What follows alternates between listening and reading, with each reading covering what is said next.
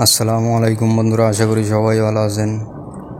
আপনারা যারা কাতারে ভিসা অনলাইনে চেক দিচ্ছেন বা চেক দেওয়ার সময় আপনারা দেখতেছেন যে রেডি টু প্রিন্ট এইটা আসছে, তো রেডি টু প্রিন্ট এই স্ট্যাটাসটা আসার কারণ কি, বা এটা আসলে কী করবেন বা কী জন্য এটা আসে, সো এই ভিডিও থেকে জানতে পারবেন। সো ভিডিওটা না টেনে অবশ্যই সম্পূর্ণ দেখবেন, এবং যারা চ্যানেলটি এখনও সাবস্ক্রাইব করেন না অবশ্যই চ্যানেলটি সাবস্ক্রাইব করে পাশে থাকবেন।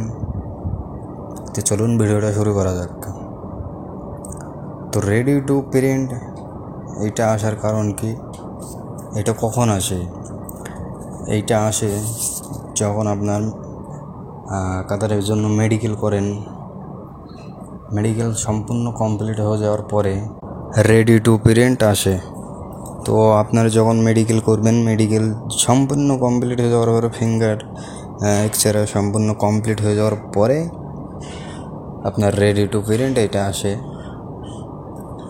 বা এটা আসলে কী করবেন, এটা আসলে আপনার যে ভিসা দিয়েছে বা যার কাছ থেকে ভিসা নিয়েছেন তাকে বলবেন, বলার পরে সে ভিসাটা প্রিন্ট করে আপনাকে দেবে।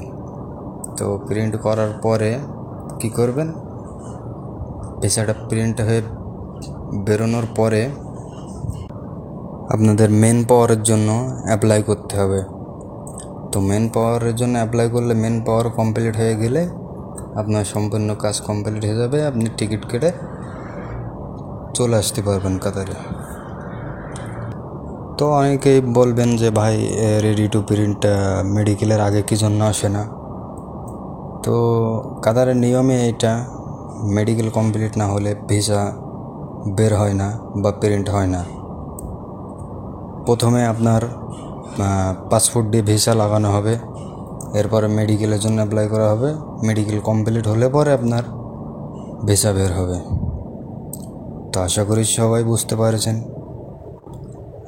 ভিডিওটা ভালো লাগলে অবশ্যই চ্যানেলটি সাবস্ক্রাইব করে পাশে থাকবেন।